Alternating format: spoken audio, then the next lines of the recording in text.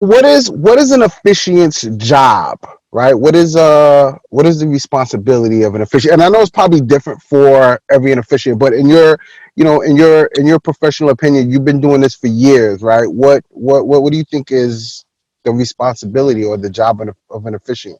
Well, just look at the word officiant, okay? The officiant is the official person who signs off on the legal document of the marriage itself and officiates at the ceremony. In other words, conducts the ceremony itself, in which the couple that's in the midst of witnesses and friends and family basically says, I do. In other words, the purpose of the ceremony is this public declaration of their commitment to one another, which is now witnessed by people, signed off on a legal document to attest to this dedication and this commitment.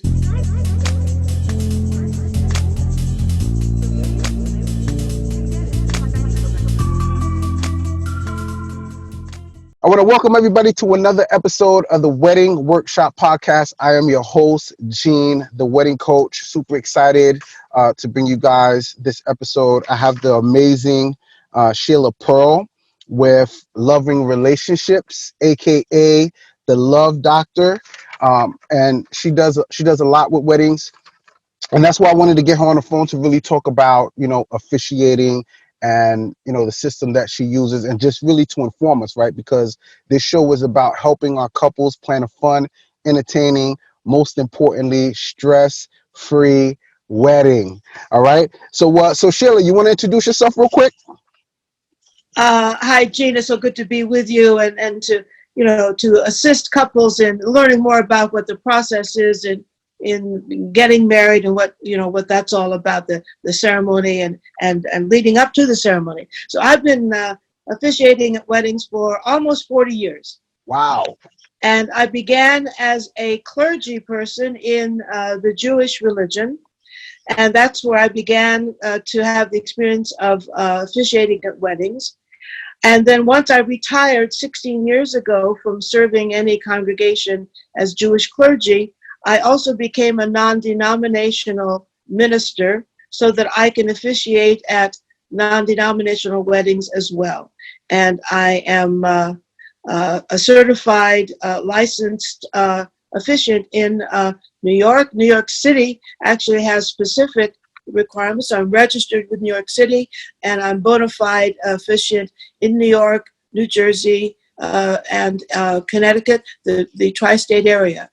And so I officiate at weddings that are either Jewish and interfaith or non-denominational. And now I've been doing this about 37 years. Wow. So you said 37 years. So you have a vast amount of experience. I can imagine, like, if you do anything for 37 years, I would say you are an expert in the field, right? Like, I'm an expert. I could say I've been there, done that. Almost any scenario you could think of, I could tell you a story, right?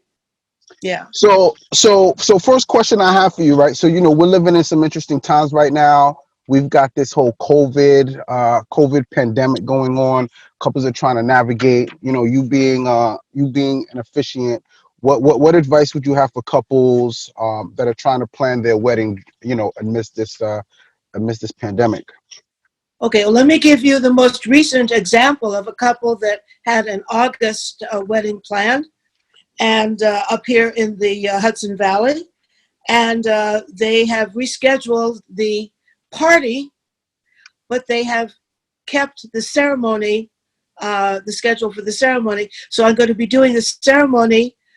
We haven't decided if we're going to be going to the parents' home, which is nearby, with a few people where we can do it in person at the home, or to do it by Zoom. We've talked about doing it both ways, so that some people who may be far away but may want to be present for the nuptials, as it were, would want to be. So we might actually do a combination. We may do it Zoom at the parents' home with like 6 or 7 people in attendance, which is small, and maintain the distance rules. When we get to August, we're not quite sure what the rules will be. And we're also planning the ceremony next August, a year later. So they got the venue for a year from now. And so I met with the couple already in person. Now I'm meeting with them virtually to plan the ceremony. And quite frankly, I'd be doing it virtually anyway because they're in Brooklyn and I'm in the Hudson Valley. So, the distance is sometimes a problem. So we plan the ceremony, we have the conversation, and so far the details of that are yet to be determined. I did a couple of ceremonies recently with couples who wanted to just elope. So we did an elopement Zoom ceremony, and they send me the marriage license after I witness. The witness is signing it, and then I just got it yesterday. So now I can mail. I sign it. I sign off as the officiant and mail it to the registrar. So your tip would be, uh, amid this pandemic, you can still get married, right? You can still get married, uh, but it'll be virtually, and you can still have you could plan the party next year. But you said Right. they're also having a ceremony as well next year too, correct? Yes, we'll do the ceremony again. So for the sake of people who really wanted to witness it, we will do it. It'd be kind of like yeah. It's like having a funeral and then a memorial service. Right. Mhm. So we're going to have the ceremony, then we're going to have the ceremony and the celebration.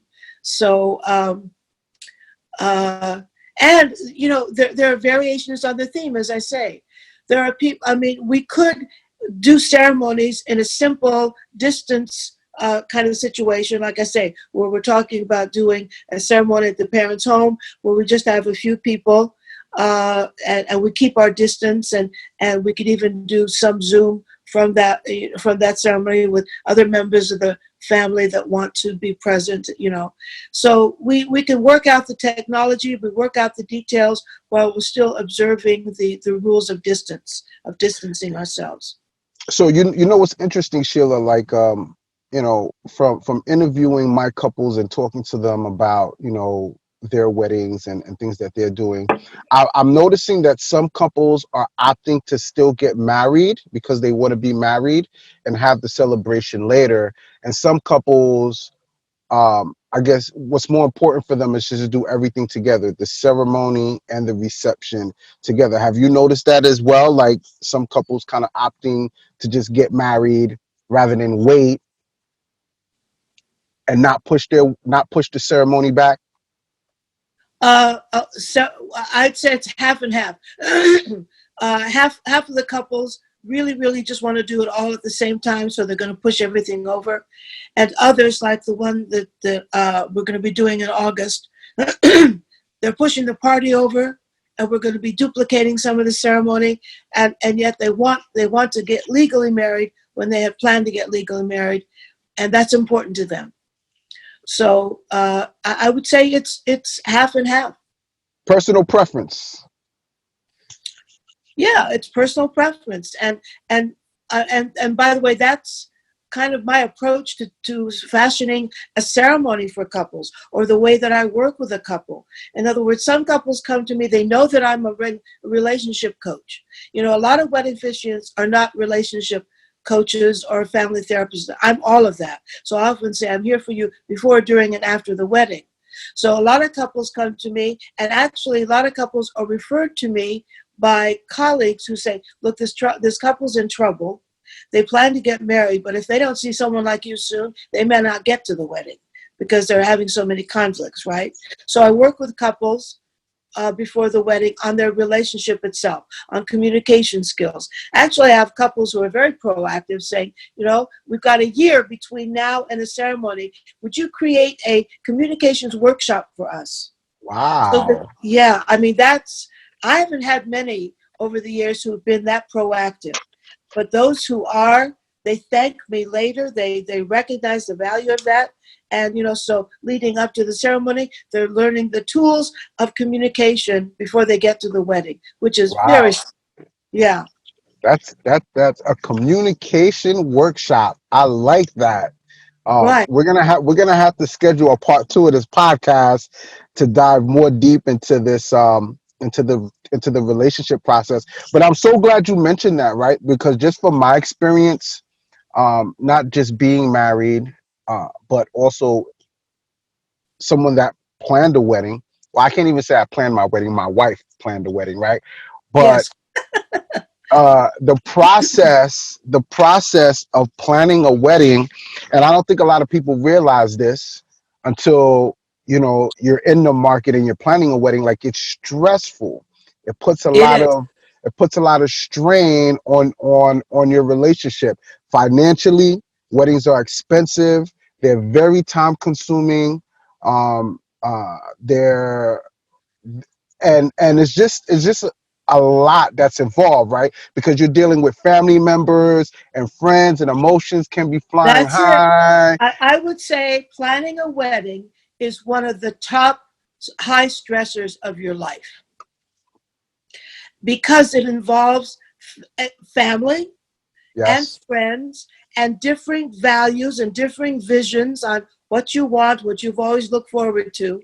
So the sooner the couple contacts the wedding officiant is a great resource for the couple in Mhm. what and how to plan and setting the tone and everything. The problem is a lot of couples don't even think of the officiant till the 11th hour. And then, Mm. oh my God, we're getting married. We've got the DJ, we've got the caterer, we've got the catering hall, we've got all of that. We've got the flowers. Oh, I think we do need someone to marry us, right? So often I get called like 4 weeks before. It's possible to do it at the last minute, but it's better for the couple if they contact the wedding officiant early. Now, I suggest six to 12 months in advance. So we have time to get to know one another. So by the time I get to the wedding, they feel like I'm family, which is, a good thing for them. I like to go to the rehearsal dinner so I can meet, the inner circle. So that by the time I get to the ceremony, which is usually the next day or the next night, they have met me. So now I'm a familiar face. Now we've gotten to know each other on another level. So now I'm part of the inner circle. And it's really important. The officiant sets the tone for the whole Mm. day or evening. People don't Mm. even You're think about right. You're right. You're right. I'm so glad you mentioned that because I do a lot of weddings as an entertainer, and I always say that the ceremony sets the tone for the rest of the reception. But the way you just put it, the officiant is really the host of the ceremony, right? And so I've seen some amazing officiants. They come in, you can tell they have a close relationship with the couple. They're speaking from the heart. They're telling jokes. You can just tell that, you know, they have that rapport with the couple. Then I've seen other officiants come in, mispronounce the couple's last name. They're rushing because they have to get to another wedding, and it's like, the ceremony to me, I feel like the ceremony is really the most traditional part of the wedding, right? And it's the first phase of the wedding, right? Weddings are in three phases. You got the ceremony, you got cocktail hour, you have reception. And it does set the tone. Like, if the ceremony is running late, or if there's a lot of confusion, if things don't go right during the ceremony, it could just ruin the whole vibe of the wedding. So I'm so glad that you mentioned that. And it. this is the purpose of the show. I don't think a lot of couples realize how important it is, to book your wedding officiant way in advance. So, and you said at least 6 months, correct? I'd say a minimum of 6 months, preferably a year, because of the booking issue. So you want to make sure you get Good the point. person you want, but really in demand officiant may not be available if you wait to the last minute. If you wait to six Yes. months before, most people are scheduling their vendors out, even a 12 year and a months. half in advance, right? So I'd say That's true. in the bare minimum, 6 to 12 months in advance, right? And I think of myself as a weaver. The officiant is the weaver of the day or the evening, weaving the energy, the tone, the culture, the emotional kind of fabric of the day or evening. And so my job as the officiant is to get a sense of who the couple is, what they, what they want their ceremony to be. I don't do any two ceremonies the same. I don't do any cookie cutter ceremonies. Everyone is custom. It's customized, and it's also personal, and it's also from the heart. I speak extemporaneously, so I have a little book with my notes. I have a little book with my outline, and it has some quotes and the blessings and all that sort of thing that we form together. And so I work with the couple in advance about what do they want the ceremony to be? More spiritual, less spiritual, more religious, less religious.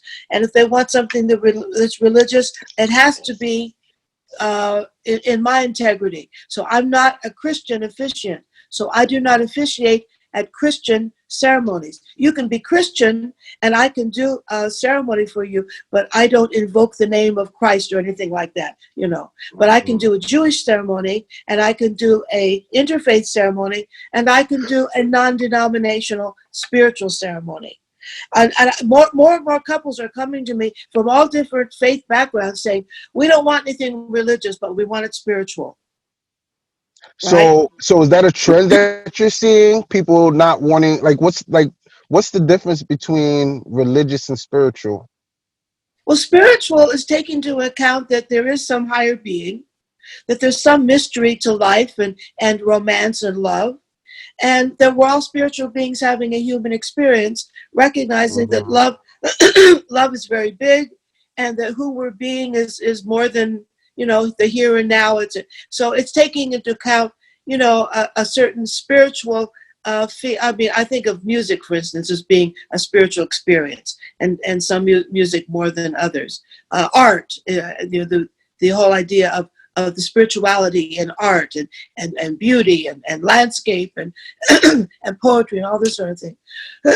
So I think of us all as being spiritual beings, regardless of what our religion might be. And so people kind of resonate to that. Some, don't believe in God. They don't want God talked about. Others believe in God, but it's not a Christian God or a Jewish God. It's just God, right? Some people are spiritual to the extent they want me to talk about the energy of the universe and all that sort of thing. So, I can... I'm sorry, Sheila. So Go the ahead. point I'm is, sorry. but I can integrate those components as long as it's within my integrity. So, for instance, I can do some rituals in a wedding, like the binding of the hands. That's a Celtic tradition, and that has a lot of significance to people and stuff like that. So there are many different things that we can bring into a ceremony, which is something that would be meaningful to the couple, and I can bring that to the table for them. Now, you made an interesting comment when you said we're spiritual beings having A we're human an experience. experience. We're spiritual beings having a human experience. Wow, I never looked at it that way. Can you break that down a little bit? Well, okay, so I'm looking at you, and you're in a particular body. It's a male body. You have a certain age, certain size and whatever. And I'm a female body, and I'm a certain age and size and texture of skin and what. But this is just kind of like the container. So when I'm looking at you, I'm seeing far more than your physical being. I'm seeing I see your spirit. I see your smile. I see the light in your eyes. Right. So my take is that when this old body dies, this is not going to be around forever. Who I am doesn't die, because this body just contains my spirit, my essence, my So when you think of Sheila Pearl, you're not going to just be thinking of me as this physical being. You're going to be thinking of the experience you had in meeting one another, because this is like it's beyond the here and the now. In other words, we're having a conversation that's beyond the, let's say, the limitations of the physical, right? So, so being spiritual is recognizing that there's something bigger about you and me than just the here and now and our being physical, right? So, I do believe, for instance, that we meet everyone um, on purpose. In other words, you know, you're being referred to me by a mutual friend was no Yeah. accident. That it was kind of, you know, meant to be kind of thing, because there's a value in all the connections that we have, and our job is to, Mm. you know, to make that happen, right? So I mean, there's all I kinds of love that. there's all kinds of mysteries in the universe. That's why I say, you know, love is a spiritual, mystical experience, Mm. and so many things about love we can't explain. The night my husband met me, I was coming to meet him and friends at a hotel for cocktails. I walked into the lobby. He had no idea who I was. He nudges my roommate who's sitting next to him. He says, "You see that blonde who just walked in? I'm going to marry her someday." And she Wow. said, "Oh, Aaron, you're crazy. That's my roommate Sheila. She's coming to meet us." And he said, "Oh, that'll make it easier." So Oh, how did he wow. know? How did he know? He had a feeling, right? How can we account for these feelings? How can we account for intuition, for just having that sense? That's our spiritual self. That's something that's bigger, right? It's beyond the confines of right here and right now. Mm. Thank you so much for that, Sheila. That was amazing. In part two, we're gonna have to dive into that a little bit more. Uh, so the governor of New York just did an executive order allowing people to get married online. I have no idea what that entails. Can you dive into that a little bit? What how can you marry? How can somebody get married online? Well, I, I'm not sure the ramifications of that onlineness. I'm not sure. All I know is that it's possible for me to marry a couple on Zoom Hmm. and to witness the fact that they're married, and for them to send me the marriage license to sign it, and I send it to the registrar, making it legal. So I believe before the law required that you physically go to your town's Yes, local city to get the actual marriage license, right? So yes. actually, let's talk about that a little bit, right? So how does somebody legally get married? So the couple goes to the city clerk or the registrar near where they live, and they complete the marriage license application. Mhm. And at the end of that, the registrar or the city clerk signs it, stamps it, and hands it to them, so that they can, at the wedding ceremony, have two witnesses sign it and give it to the officiant to sign it and mail it. That's how it happens. Now, where are you mailing this license to? To the registrar. Ah, okay, okay. So And that's the process of legally getting married. So when the governor says you can get married online, I guess he's saying you don't, because obviously social distancing, you don't physically have to go down to the clerk's office. It can all be done virtually. they can do it all virtually, and they can then they will we then they send it to me to sign and to send off.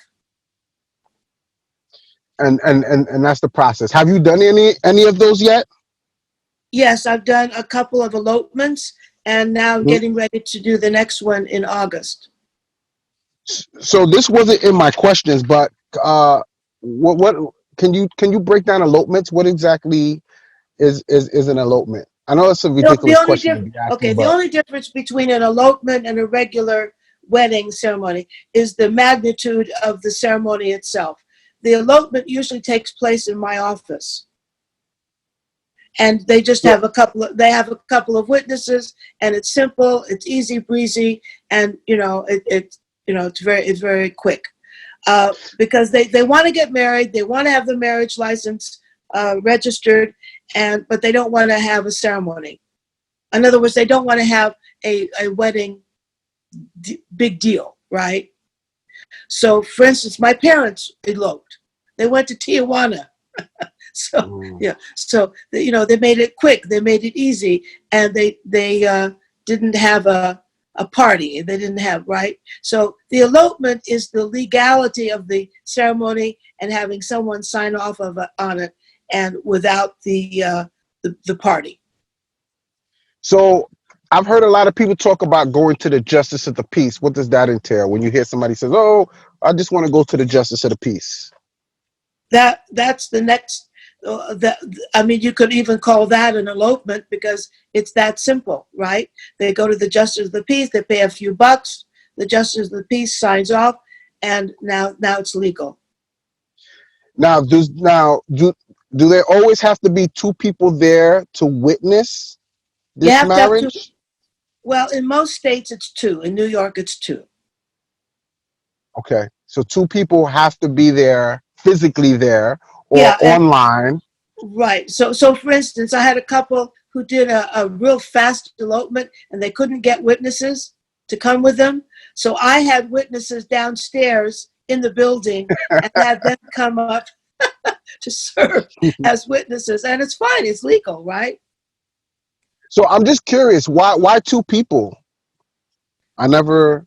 Is this just like for evidence purposes? Yes, I seen these two get married. They're married. Yeah, that's the purpose of the witnesses. Yeah. So what is an officiant's job, right? What is the responsibility of an officiant? And I know it's probably different for every officiant, but in your professional opinion, you've been doing this for years, right? What do you think is the responsibility or the job of an officiant? Well, just look at the word officiant, okay? The officiant is the official person who signs off on the legal document of the marriage itself and officiates at the ceremony. In other words, conducts the ceremony itself, in which the couple that's in the midst of witnesses and friends and family basically says, "I do." In other words, the purpose of the ceremony is this public declaration of their commitment to one another, which is now witnessed by people, signed off on a legal document to attest to this dedication and this commitment. Otherwise, people could continue to live together. It's not legal. But this makes it legal. It's the public declaration and the signing of the documents and the public witnessing. So the officiant is the one who ties it together. In other words, wanting to make the ceremony such that they're receiving blessings, if that's what they want, that they make a pledge or a vow to one another, if that's what they decide to do, that they make this public commitment and declaration to one another. So the ceremony takes into account these kind of fundamental elements, ingredients in a ceremony, and either expands on them or keeps them narrow, depending on what the couple wants in their ceremony. If they want it to be richer and fuller, we bring in people to maybe friends and family to read poetry. Maybe members of the friends and family will play something on the flute or sing a song. All these various elements. Some people don't want all of that. They just want a simple ceremony. So the officiant is there to help the couple understand what their choices are in the ceremony itself. And to essentially, as I said, I think of myself as the weaver, and to weave these different components or these ingredients into the ceremony so that they can have what they want. And many couples have no idea what they want. They've never had a wedding before. They don't know. They've gone to maybe one or two weddings. They have no idea what they want. They don't know what their choices are. So the officiant is there to let them know what their choices are, that they can recite their vows to one another, or the officiant can repeat certain words that they like, to which they say, "I do." Some couples are terrified to speak at all in public. All they can handle is "I do." Other couples really, really want to recite certain things to one another and make that declaration. And one of the things I have couples do when they're meeting with me and we're planning the ceremony, I have them write a love letter to one another, but send it to me. Mm, To write the love letter to each other, but send it to me so that I mm, can take from the love letter certain sentiments and phrases that I weave into the ceremony oh, and give them an opportunity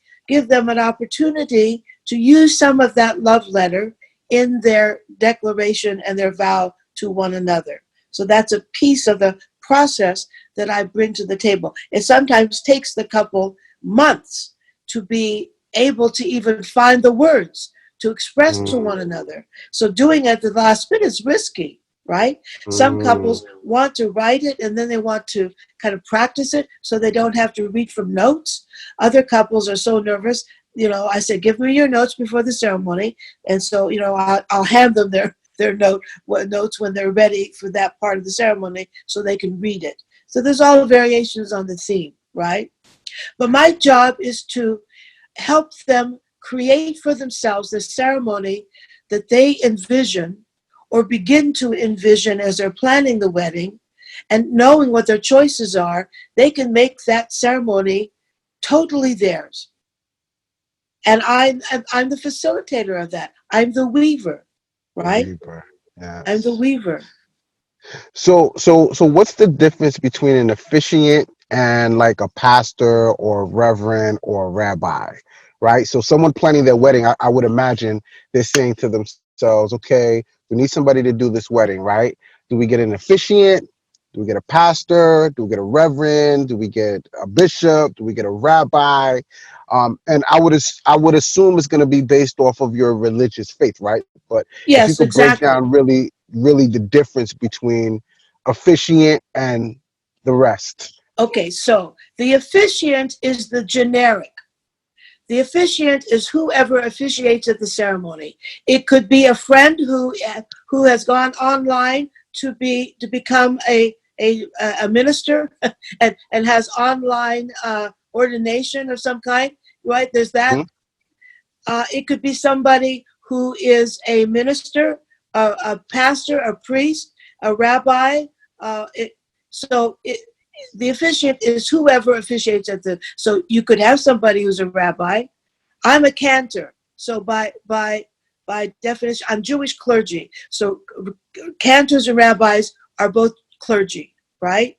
So as a cantor, I'm Jewish clergy, and I am ordained to officiate at ceremonies just like a rabbi, right? And so rabbis and ministers and pastors and priests are all, by definition, ordained to be able to officiate at religious wedding ceremonies. A lot of people who don't want religious wedding ceremonies will look for a non-religious or a non-denominational officiant, which is why I am able to do that as well. So people who want a more religious Jewish ceremony or interfaith ceremony, Jewish and non-Jewish, sometimes it's been Jewish and Christian, sometimes it's been Jewish and something else, Jewish and Muslim, right? So I can do that, right? But I do it as Jewish clergy. I don't do it as any other kind of clergy because I'm not any other kind of clergy. Or if a couple wants non-denominational, I serve them as a non-religious officiant. So what's the requirement to be an officiant, right? Like you need a license, you have to take classes, do you need their certificate? What should couples be looking for, I guess is my question when investing um when investing in an officiant. They should look for someone who's been doing it for a while. They want to know how experienced are you and what's your background. So people know that my background is clergy and that I'm also registered as a non-denominational minister. I got that officiation ordination online.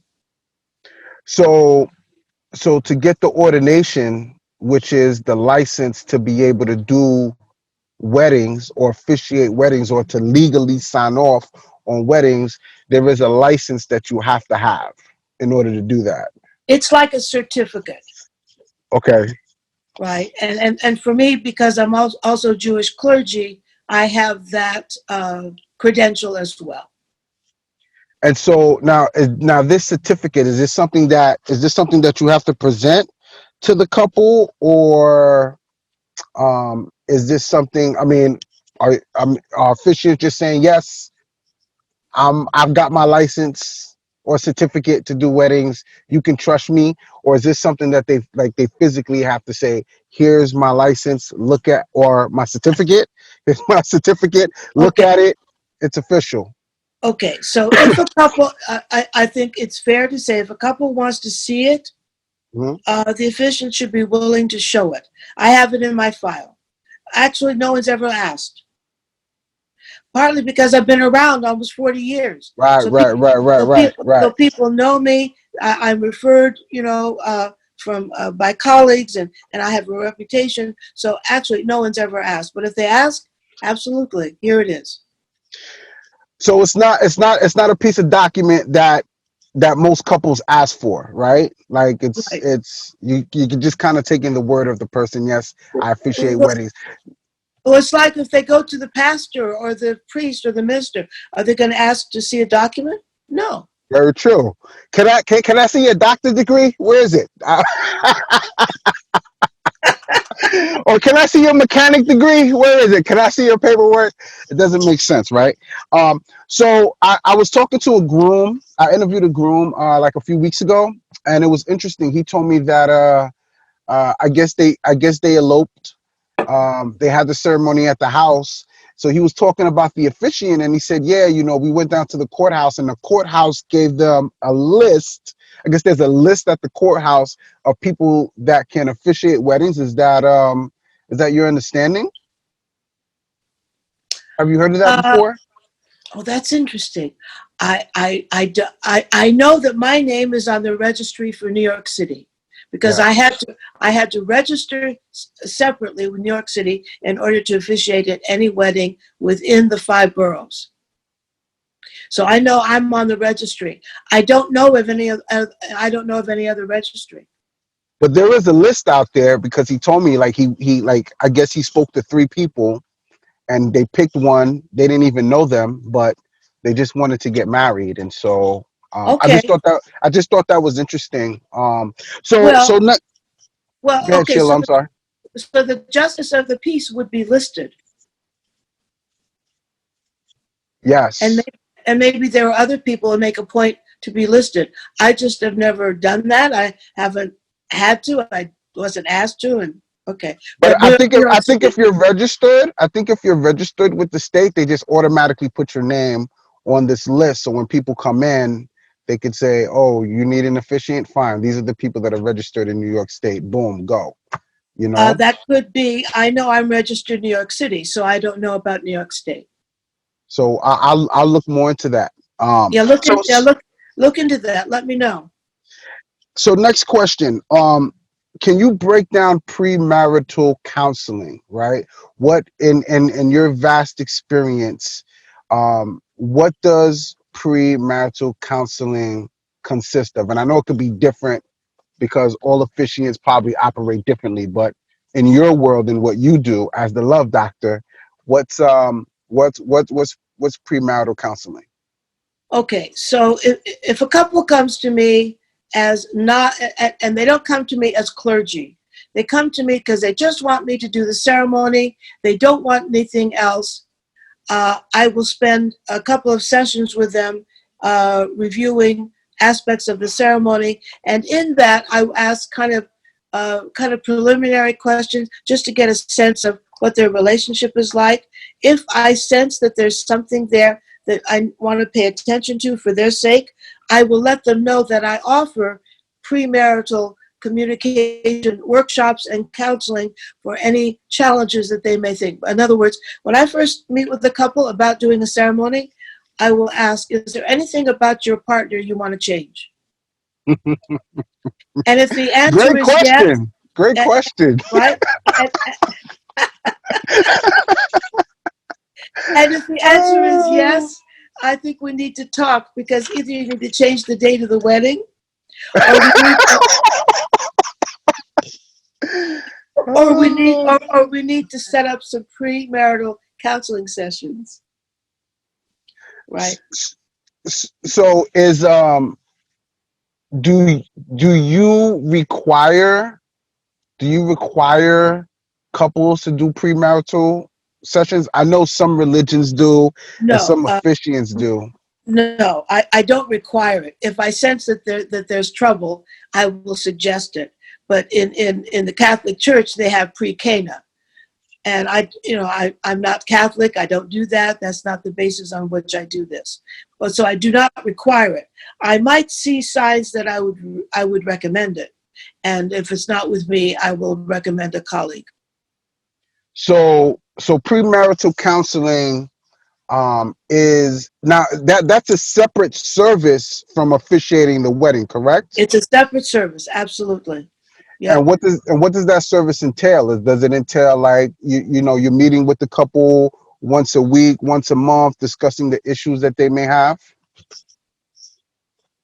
First, I do an assessment. I mean, if they decide they want premarital counseling, then I have an initial session with them in which I do an assessment on their relationship health. Let's just say, okay, it's an assessment on the health of their relationship.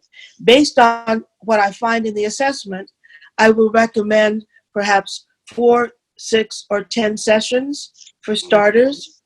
And I will give them a package choice. In other words, if it's 4 sessions, it's this much. If it's 10 sessions, it's this much, so that they know that there's an investment in this process of counseling, and it involves communication skills and looking at the what we call the bumps in the road. What are the speed traps here? So you've been in the industry, close to 40 years. What are the 3 top issues that you see couples deal with, or the challenges that they have? One is they're both waiting to get married to change the other one. Mm. Whew. Can you what do you mean by that? Like, One, I'm gonna marry this person, and when we get married, they're automatically gonna be different? no, the silent thought that many people have is, once we get married, I'll work on him to change, or I'll work Wow. on her to change. But they're thinking of things that they want their partner to change once they get married. Wow, that's deep. First I'm going to seal the deal. Then I'm going to have as my prime objective of changing him or changing her. And that's a false paradigm, you would agree, right? Like, Oh that my God! that doesn't work. That, my friend, is the beginning of the end. Wow. That's the beginning of the end. The second issue is taking each other for granted. In other words, once you get married, you don't pay attention the same way. Once you get married, you don't do all the things that brought you together in the first place and kind of brought you together and created the bond, right? My grandfather, I love to tell this story because it's true and it's deadly. My grandfather wooed my grandmother for a year before they were married. And every Friday night they would go dancing. And the first Friday night after their wedding, she got all dressed up to go dancing. And he's sitting in his T-shirt. And she says, "Ike, why aren't you dressed?" And he said, "Dressed for what?" She said, "We're going dancing." He said, "No, we're married now." Wow. Why do you think that happens? There's a funny notion people have about what happens once you get married, that everything is different. And now I've got the catch. Now I've caught the guy. Now I've caught the woman. Now I don't have to do anything more because I cinched the deal, right? I mean, it's like now we can just sit back and glide. No, relationships take being present. You got to be present. You have to continue to nurture the relationship. It doesn't just glide. It doesn't just go out. So I would say that the first issue is that you want to change your partner. The second problem is you go on autopilot. Mm. That's what I call gliding. Having the notion that you can just now I'm married, I can go on autopilot. No, you can't. You dare not go on autopilot. And this is a trend you see in a lot of couples after the marriage, right? After the marriage, they're in this autopilot mode. I got the prize. I won the Right. trophy. Now I can sit back and just And glide. glide. And glide. So you're on autopilot. And then they wonder what happened to the spark? What happened to the romance? I don't have feelings anymore. I guess we're out of love. Well, hello, Earth 2 couple. It's easy to fall in love. It's not easy to stay in love. So you have to work at it, Mm. right? And whew, this is good. You know what?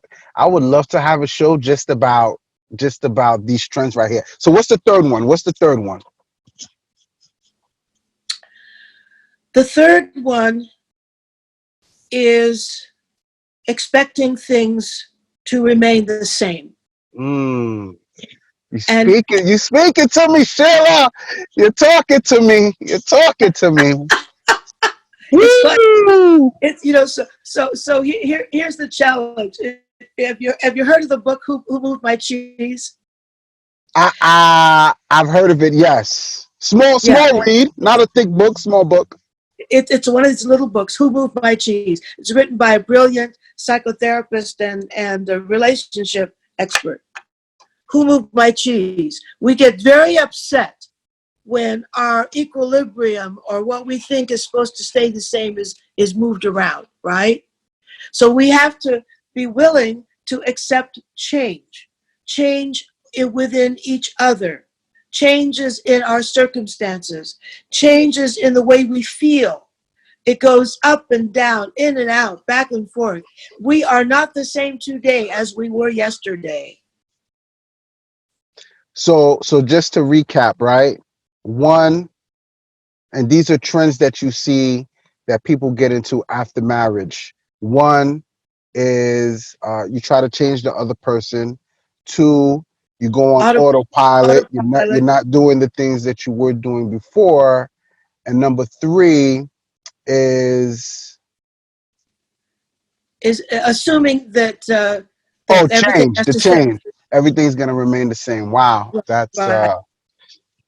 that Yeah. that's if for nothing else, Sheila, that right there just has so much value. And like I said, um, we could do a part 2, 3, and 4 of this show where you kind of dive into that, right? Because and just speaking from personal experience, these are issues that me and my wife have, Of right? course. These are I, I, issues. I could have told you that.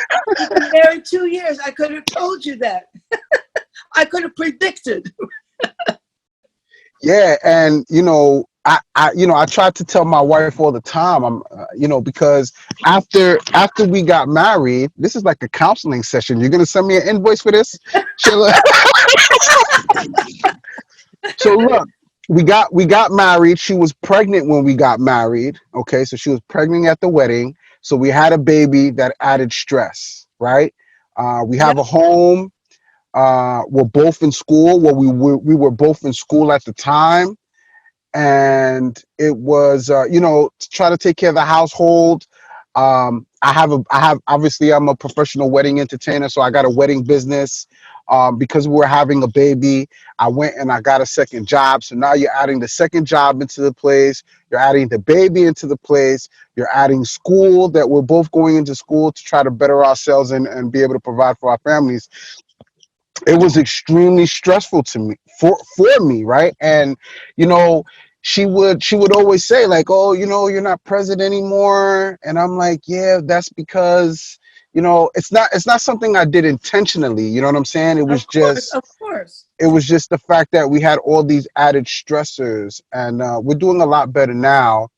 But I just wish, like, going, and before I even say that comment, right, like, she said things are changed. They're not the same.